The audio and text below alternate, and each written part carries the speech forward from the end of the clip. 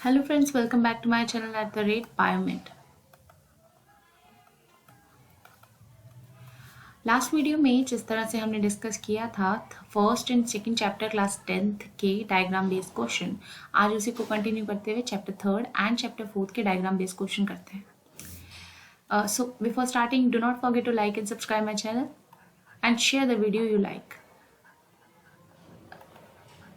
Okay, so पहला diagram हमारा ये रहा है थर्ड चैप्टर से, मेटल एंड नॉन मेटल।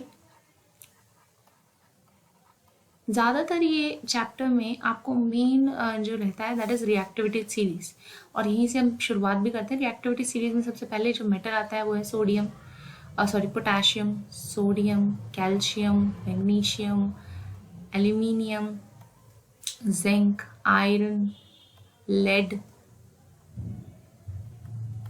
और फर्दर अगर हम नीचे जाए तो कॉपर। फिर उसके बाद नोबल एलिमेंट आ जाते हैं आपके, जैसे कि गोल्ड, सिल्वर, ठीक है, सिल्वर और आपका गोल्ड। कुछ एलिमेंट मैंने छोड़ दिए हैं बट यही रिएक्टिविटी सीरीज है। अगर हम इस चैप्टर में देखें तो कुछ रिएक्शन आपको रिपीटेटिव भी दिखेंगी फ्रॉम एसिड्स, ठीक है, जो आप रिएक्शन देखेंगे। कुछ चीज़ें यहाँ पे बतानी भी पहले ही ज़रूरी हैं। वैसे तो हम वो डिस्कस नहीं करेंगे इसमें, बट फिर भी आपको पता होनी चाहिए कि जो आपके मेटल होते हैं उनके ऑक्साइड और उनके कार्बोनेट जो होते हैं वो बेस की तरह काम करते हैं, यानी उनका नेचर कैसा होता है, बेसिक होता है या अल्कलाइन होता है, ठीक है। जबकि नॉन मेटल जो होते हैं, नॉन मेटल के जो ऑक्साइड या कार्बोनेट होते हैं, ऑक्साइड या कार्बोनेट जो होते हैं वो किसकी तरह एक्ट करते हैं, एसिड की तरह, एसिडिक होते हैं। तो नेचर भी वही है और रिएक्शन भी लगभग उसी तरह से दिखती है। हमने एक रिएक्शन देखी थी कि अगर जो आपके एसिड हैं वो रिएक्ट कर रहे हैं किसी भी मेटल के साथ तो हाइड्रोजन गैस निकलती है ना। अब ये थोड़ा वैसा वर्सा हो जाता है। अब हम मेटल का रिएक्शन देखते हैं। इसी तरह से अगर मेटल एसिड के साथ रिएक्शन करेंगे तो H2 गैस तो निकलेगी, इवॉल्व होगी। अगर मेटल वाटर के साथ रिएक्शन करते हैं तो भी H2 गैस निकलती है। ये डायग्राम आपका इसी पे बेस है, ठीक है। क्यों निकलती है H2 गैस? क्योंकि यहाँ पर एक H2 गैस है तो सही, ठीक है, क्योंकि यहाँ पे भी तो वाटर के अंदर भी तो H+ आयंस होती हैं, इसीलिए क्या निकल जाता है, उससे H2 गैस निकलेगी। चलिए डायग्राम हम देखते हैं क्या है इस डायग्राम में। यहाँ पर ये आपकी एक ट्यूब है, बॉइलिंग ट्यूब है। बॉइलिंग ट्यूब पर्पसली ली गई है ताकि अगर हीट भी करना पड़े तो ये जो है गर्म होकर फटे नहीं। साथ ही साथ इसमें जो है glass wool soaked in water, यहाँ पे हमने एक पानी में सोक की गई वूल ली है और मेटल का एक सैंपल लिया है, गरम कर रहे हैं उसको। गरम ना भी करें तो कुछ मेटल के सैंपल यहाँ इसके साथ रिएक्ट कर लेंगे। रिएक्ट करने के बाद वो कोई गैस रिलीज करेंगे, जैसे कि मैंने यहाँ बताया H2 गैस रिलीज करते हैं, और वो H2 गैस जो है वो कलेक्ट हो जाएगी डिलीवरी ट्यूब के साथ। यहाँ पर कलेक्ट करने के लिए यहाँ पर इसको लिया गया है।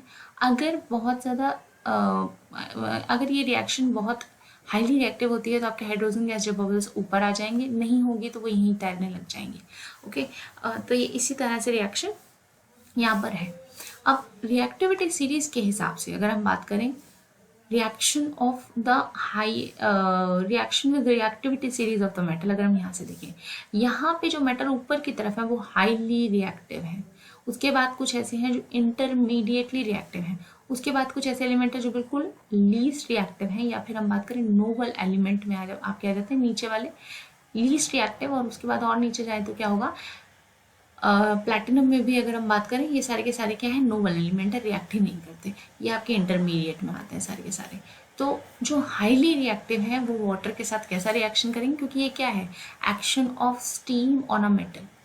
एक मेटल चाहे आपका हाईली रिएक्टिव हो, अगर हाईली रिएक्टिव मेटल की बात करें 3 सेट बनते हैं इसमें, हाईली रिएक्टिव मेटल। अगर हाईली रिएक्टिव मेटल है तो वो किस तरह के पानी के साथ रिएक्ट कर सकता है, कोल्ड वाटर, ठीक है। अगर वो पोटाशियम हो या फिर वो हो sodium, if they are reacting with the water, even calcium also, they can react with cold water, okay. And जो कोल्ड वाटर के साथ रिएक्ट कर रहे हैं, वाटर लिक्विड स्टेज में ही है, तो वो क्या बनाएंगे, बेस बनाएंगे, KOH, NaOH बन सकता है अगर सोडियम के साथ हो तो, और CaOH2 बन सकता है अगर कैल्शियम हाइड्रोक्साइड के साथ है तो, और साथ ही साथ क्या निकलेगी, हाइड्रोजन गैस और हीट, ठीक है। ये जो हाइड्रोजन गैस है ये बबल्स ऊपर तक आ जाएंगे। अगर हम यहाँ चाहें तो पॉप साउंड वाला टेस्ट यानी इसको बर्न करने की कोशिश भी हम कर सकते हैं। तो हाइड्रोजन गैस जो आपकी निकलेगी वो इतनी विग्रसली निकलेगी कि इसको बर्न करके पॉप साउंड वाला टेस्ट भी किया जा सकता है। अगर हम देखें तो हाईली रिएक्टिव मेटल के केस में जो कि कोल्ड वाटर के साथ रिएक्ट कर रही है, ठीक है। तो सोडियम और पोटाशियम और कैल्शियम ये तीनों के तीनों कोल्ड वाटर के साथ रिएक्ट कर लेते हैं, हाईली रिएक्टिव आएंगे। लेकिन और हाइड्रोजन गैस जो है वो इवॉल्व होती है। लेकिन यहाँ एक क्वेश्चन होता है कैल्शियम से। जो कैल्शियम मेटल होता है ना वो फ्लोट करने लग जाता है यहाँ पर रिएक्शन के बाद। जो CaOH2 बन रहा है, बेस आपका बन रहा है, ये क्या बन रहा है, बेस बन रहा है ना। ये जो बेस बन रहा है ये आपका फ्लोट करने लग जाता है। ये ऐसा क्वेश्चन आता है कि कैल्शियम मेटल फ्लोट क्यों करता है वाटर के साथ रिएक्ट करने के बाद, ठीक है। तो जो हाइड्रोजन गैस यहाँ पर निकलती है, क्योंकि यहाँ भी हाइड्रोजन गैस निकलेगी, ठीक है। कैल्शियम कोल्ड वाटर के साथ रिएक्ट तो कर लेता है इन दोनों की ही तरह, लेकिन क्योंकि इनसे कम रिएक्टिव है इसीलिए जो हाइड्रोजन गैस निकलेगी वो इतना एनर्जी उसके अंदर नहीं होगी कि उसको बर्न कर सके, ठीक है। हाइड्रोजन गैस के बबल्स जो है वो नीचे ही तैरने लगेंगे और मेटल के साथ स्टिक हो जाएंगे। क्योंकि ये स्टिक हो जाएंगे, हाइड्रोजन गैस खुद एक हल्की गैस है, इसीलिए क्या होगा वो मेटल आपको तैरता हुआ यहाँ पर मेटल के सैंपल्स जो है वो तैरते हुए यहाँ पर दिखेंगे। मेटल बेस के मेटल हाइड्रोक्साइड के सैंपल तैरते हुए दिखेंगे, ठीक है। तो पोटाशियम, सोडियम और calcium reacting with cold water. अब अगर हम देखें वाटर के और भी तो फॉर्म है। अगर वाटर को गर्म करने लगे, जैसे यहाँ पर हम देख रहे हैं, यहाँ पर वाटर के क्या कर रहे हैं, हीट कर रहे हैं।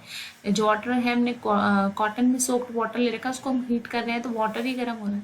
हॉट वाटर के साथ कौन रिएक्ट करता है, जो नीचे वाले आपके हैं यहाँ पर कैल्शियम से नीचे magnesium even calcium also calcium react more with cold it can react with cold water, but अच्छा रिएक्शन किसके साथ आएगा, हॉट वाटर के साथ। मैग्नीशियम जो है वो किसके साथ रिएक्ट करता है, हॉट वाटर के साथ, बॉइलिंग वाटर के साथ। अगर हम बात करें H2O लिक्विड स्टेज में होना चाहिए, ठीक है, लेकिन कैसा है, हॉट वाटर होना चाहिए, गर्म होना चाहिए।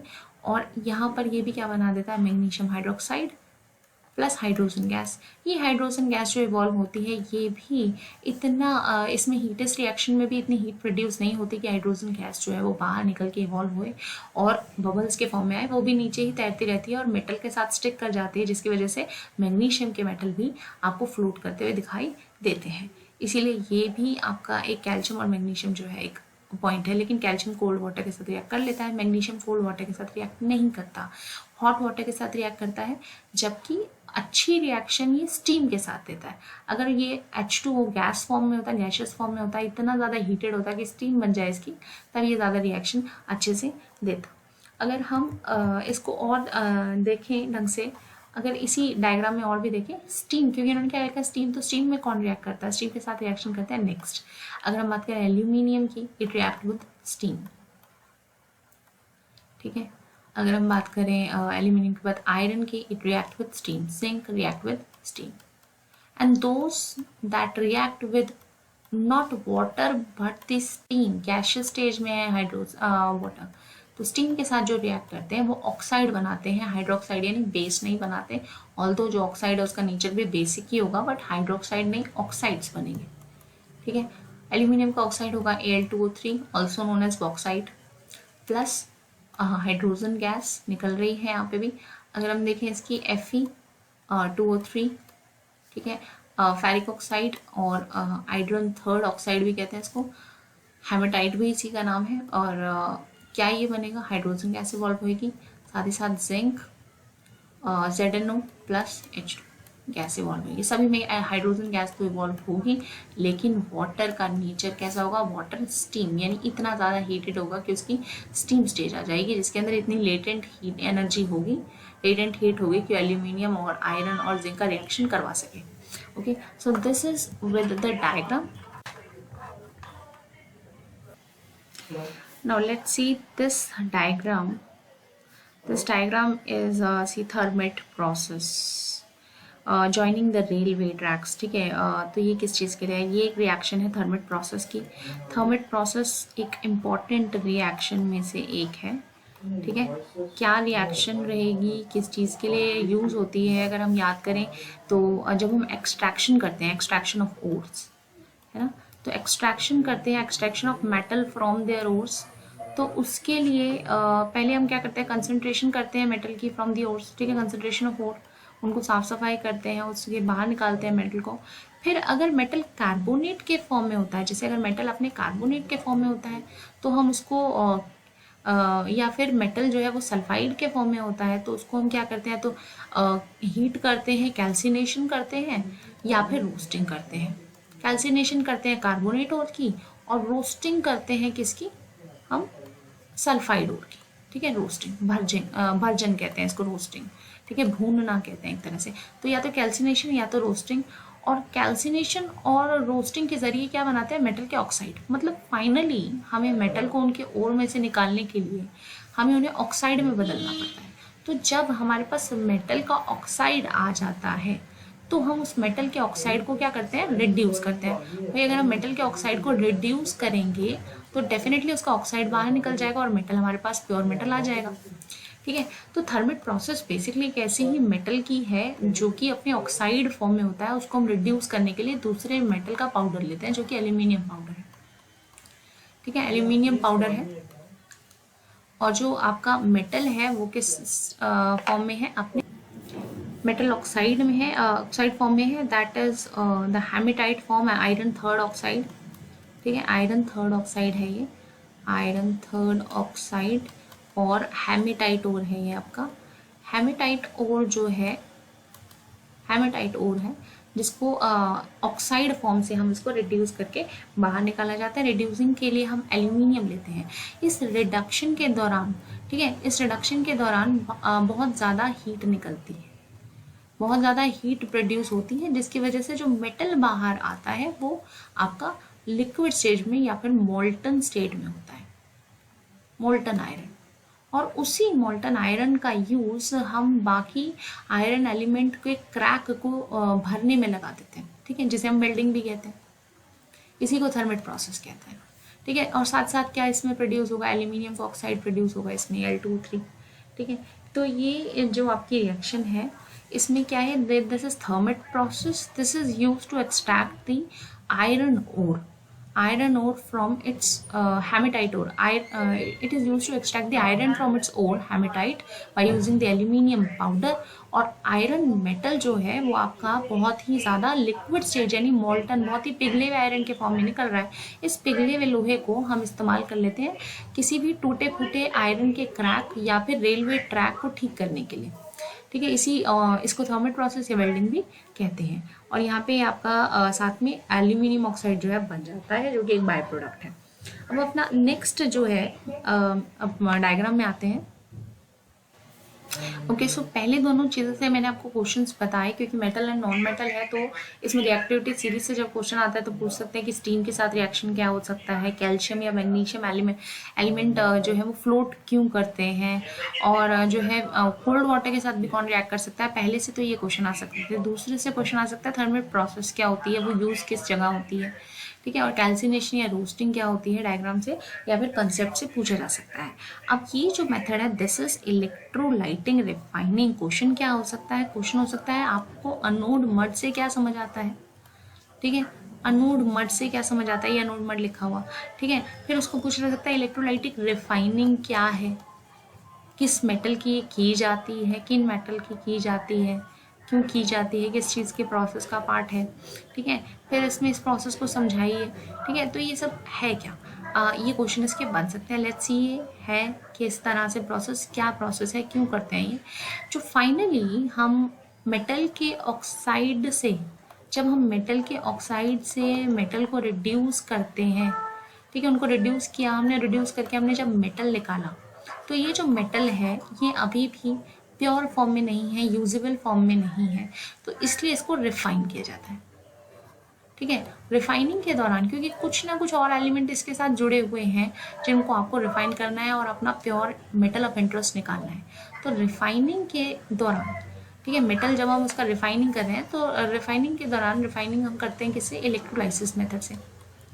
अभी इलेक्ट्रोलाइसिस क्या है, मैंने आपको थोड़ा पहले भी, इलेक्ट्रोलाइटिक मेथड है ना, इलेक्ट्रोलाइसिस है यानी इलेक्ट्रिसिटी का यूज़ करके तोड़ना, ठीक है, जो भी मेटल इम्प्योरिटी है उनको इलेक्ट्रिसिटी का यूज़ करके मेटल से अलग करना है, दिस इज इलेक्ट्रोलाइसिस। अब इसमें हो क्या रहा है, हम एक इलेक्ट्रोलाइटिक चैम्बर लेते हैं, ठीक है, electrolytic chamber which is connected with electricity और वायर्स, ठीक है, जिससे ज़रिए इसमें करंट पहुंचाया जा सकेगा।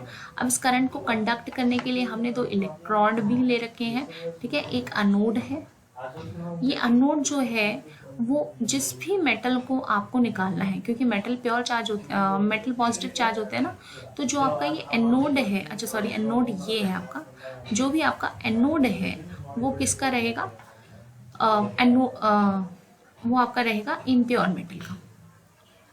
उसमें उसी मेटल का इम्प्योर मेटल सैंपल आप लेंगे। जैसे अभी हमें यहाँ पे क्या करना है, कॉपर की रिफाइनिंग करनी है, तो एनोड स्ट्रिप किसकी बनाई गई है, इम्प्योर कॉपर एलिमेंट की, ठीक है। तो एनोड जो है वो किसकी है, इम्प्योर कॉपर एटम की और कॉपर मेटल की, ठीक है, वो इसकी बनी हुई है। और जो कैथोड है और एनोड जो स्ट्रिप है वो आपकी थिक स्ट्रिप है, थिक इलेक्ट्रोड है। और जो आपका कैथोड है जो कि कंडक्टर है दूसरा, वो आपका थिन स्ट्रिप में है और ये प्योर कॉपर मेटल का बना हुआ है। इलेक्ट्रोलाइटिक चैम्बर के अंदर इसको पूरे कंडक्ट करवाने के लिए जो इलेक्ट्रोलाइटिक सॉल्यूशन है वो भी हम उसी मेटल के सॉल्ट का लेंगे, जो कि है कॉपर सल्फेट का, मतलब आपके मेटल सॉल्ट का है, जो कि एसिडिफाइड किया गया है ऐसे फर्दर कंडक्टिविटी बढ़ाने के लिए, acidified with sulphuric acid H2SO4।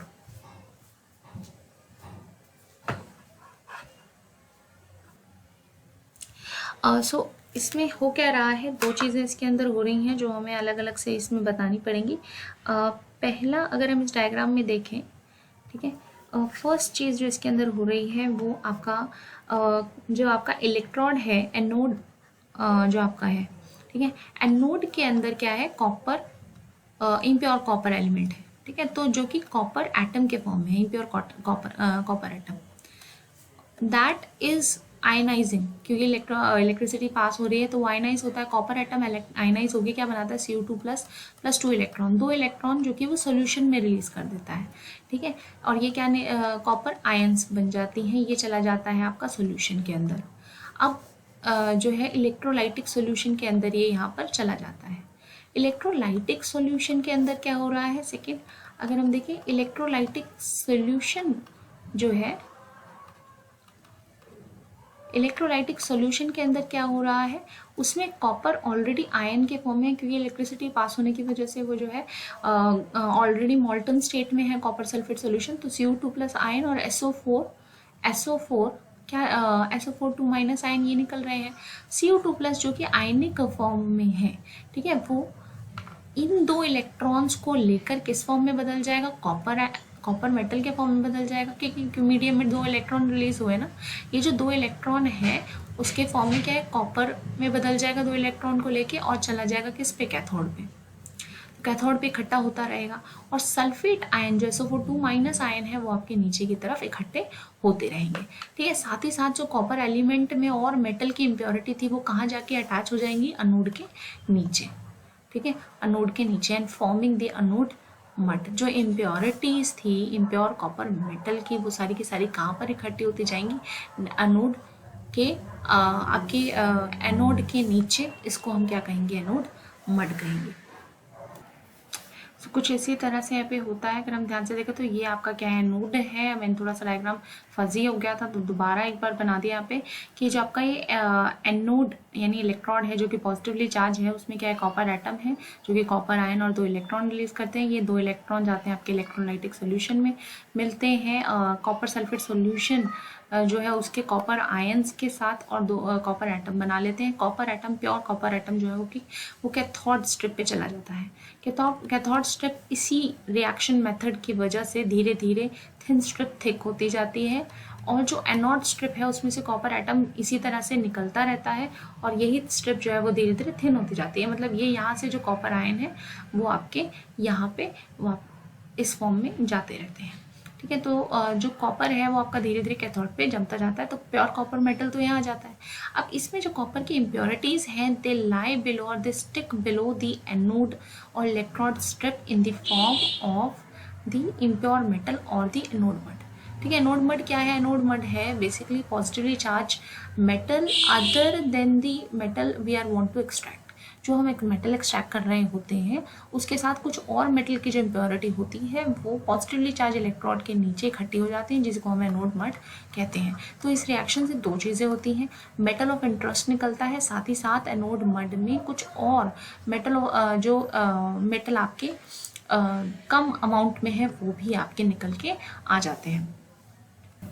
Okay, next diagram जो हम देखते हैं इस चैप्टर के अंदर वो है ये आपके तीन कोरोजन से है ये डायग्राम। ठीक है, रस्टिंग और कोरोजन से है ये डायग्राम। इसमें कुछ मेथड पॉइंट ऑफ इंटरेस्ट के क्या है वो मैं आपको बता देती हूँ कि रस्टिंग किस में नहीं होगी या कोरोजन के लिए कौन सी कंडीशंस चाहिए। देखिए कंडीशन जो है वो क्या चाहिए, हमारी कंडीशन रस्टिंग के लिए होती है मॉइस्चर। ठीक है, मॉइस्चर और एयर, कोई भी मॉइस्चर और एयर कंटेंट अगर है तो रस्टिंग होगी, अदरवाइज रस्टिंग नहीं होगी। तो यहाँ पर अगर हम देखें टेस्ट ट्यूब ए के अंदर, ठीक है, तो इसमें कंडीशन दे दी जाएंगी और आपको पूछा जाएगा रस्टिंग होगी या नहीं होगी। टेस्ट ट्यूब ए के अंदर रस्टिंग होगी क्योंकि यहाँ पर आपको वाटर भी है एयर भी है, दोनों कंडीशन हमारी है तो रस्टिंग होगी।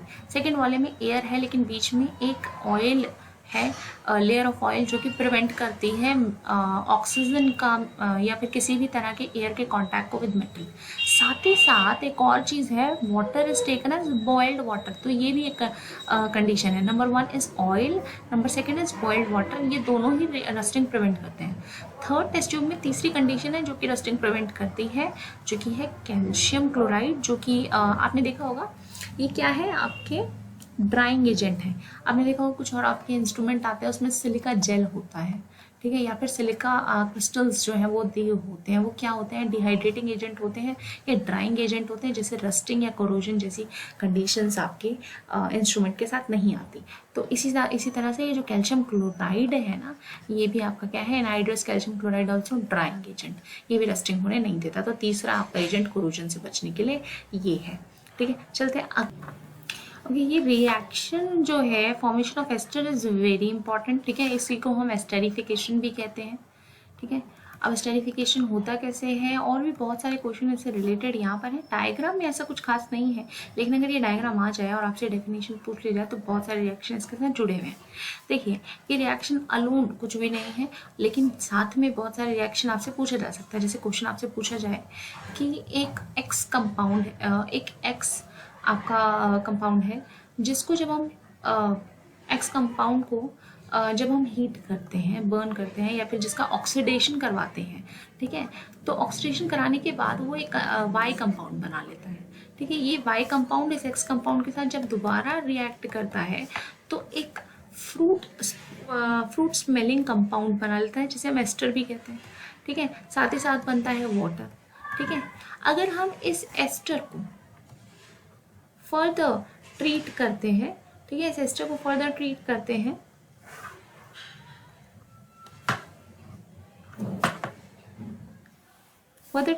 हैं विद NaOH, ठीक है, एल्कली के साथ जब इसका रिएक्शन कराते हैं तो आपका एक्स कंपाउंड फिर से वापस आ जाता है। ठीक है, तो ये एक बड़ा क्वेश्चन बन सकता है। लेट्स सी कि इसके अंदर क्वेश्चंस के आंसर क्या होंगे। एक्स कंपाउंड है आपका इथेनॉल। इथेनॉल का जब ऑक्सीडेशन करते हैं, ऑक्सीडेशन रिएक्शन में हम पढ़ते भी हैं, ठीक है, ऑक्सीडेशन रिएक्शन के अंदर हम ये पढ़ते भी हैं, इथेनॉल का जब ऑक्सीडेशन करते हैं यानी C2H5OH को ट्रीट करते हैं ऑक्सीजन से, ऑक्सीडेशन जब हम इसका करते हैं नेसेंट ऑक्सीजन के साथ, ऑक्सीडाइजिंग एजेंट इसके अंदर स्पेसिफिकली रहते हैं क्या, KMnO4, potassium permanganate and K2Cr27, potassium dichromate, ये आपके ऑक्सीडाइजिंग एजेंट रहते हैं। जब इनको ऑक्सीडाइजिंग करते हैं इथेनॉल का तो क्या बन जाता है, इथेनोइक एसिड। ठीक है, तो वाई क्या है आपका, इथेनोइक एसिड। ये इथेनोइक एसिड है CH3COOH। ठीक है, CH3COH हो गया। अब ये इथेनोइक एसिड जो है फर्दर यानी ये YX के साथ मिले तो जब इथेनॉल, ठीक है, कोई भी अल्कोहल रिएक्ट करता है किसी भी एसिड के साथ, ठीक है, तो यहाँ पे इथेनॉल इथेनोइक एसिड के साथ रिएक्ट कर रहा है तो क्या बनता है, एस्टर। इसी प्रोसेस को हम कहते हैं एस्टेरिफिकेशन रिएक्शन प्लस वाटर। ठीक है। तो इथेनॉल है आपका क्या है, C2H5OH, दैट इज एस्टर क्या है आपका, Z कंपाउंड है, ठीक है। तो ये C2H5OH, यानी अगर हम इसे और खोल के लिखें तो CH3CH2OH ऐसा हो सकता है, राइट। साथ ही साथ इथेनोइक एसिड, इथेनोइक एसिड क्या है आपका, CH3COOH, ठीक है। ये क्या बना लेते हैं, एस्टर बना लेते हैं। कैसे बना होगा भाई एस्टर, एस्टर बना होगा आपका ये कंपाउंड इकट्ठा करके, साथ ही में आपका ये, ठीक है। तो बाहर क्या निकल गया, OH और H, यानी H2O बाहर निकल गया, और जुड़ के क्या बना, जुड़ के बना ये आपका एस्टर, CH3 एक साइड, COO एक साइड और C2H5 एक साइड, बीच में क्या है आपका डबल बॉन्ड O है, इसी को हम एस्टर कहते हैं। एस्टर होता है आपका RCOR, ये आपका एस्टर बॉन्ड होता है। एक आर आपका है मिथाइल, एक आर चेन जो है आपकी मिथाइल है, दूसरी आर चेन है आपकी इथाइल, दैट इज एस्टर। यहाँ आपका एस्टर फॉर्म हो रहा है। अगर यही एस्टर, अब एक और रिएक्शन इसके साथ कंबाइन करके देखते हैं। मैंने कहा कि अगर ये एस्टर सोडियम हाइड्रोक्साइड के साथ रिएक्ट कर ले तो यानी बेस के साथ एस्टर का रिएक्शन अगर हम कराते हैं तो क्या होगा, CH3COO C2H5 का रिएक्शन हम करा रहे हैं बेस के साथ, ठीक है। बेस भी कौन सा, NaOH। तो क्या होगा, अगर हम इसके साथ रिएक्शन करवाएंगे तो बन जाएगा CH3COONA और C2H5OH, ठीक है, CH3COONA, ठीक है, और साथ में C2H5OH, यानी हमारा इथेनॉल वापस आ गया, और वो सोडियम इथॉक्साइड बन गया, और ये आपका बन गया इथेनॉल, यानी एक्स कंपाउंड वापस आ गया। एक बड़ी रिएक्शन यहाँ पर सॉल्व हुई, और इसीलिए ये रिएक्शन इंपॉर्टेंट भी है। अब इससे अगले उसमें चलते हैं, लास्ट उसमें चलते हैं। लास्ट डायग्राम है दैट सोप एक्शन पूछा जाता है इस क्वेश्चन में। अगर हम ध्यान से देखें तो वैसे डायग्राम नहीं आता है, आपको डायग्राम खुद बनाना होता है। Action of soap on cleaning, और साथ ही साथ सोप और डिटर्जेंट में डिफरेंस भी पूछा जाता है, दोनों में से कौन बेहतर है ये पूछा जाता है।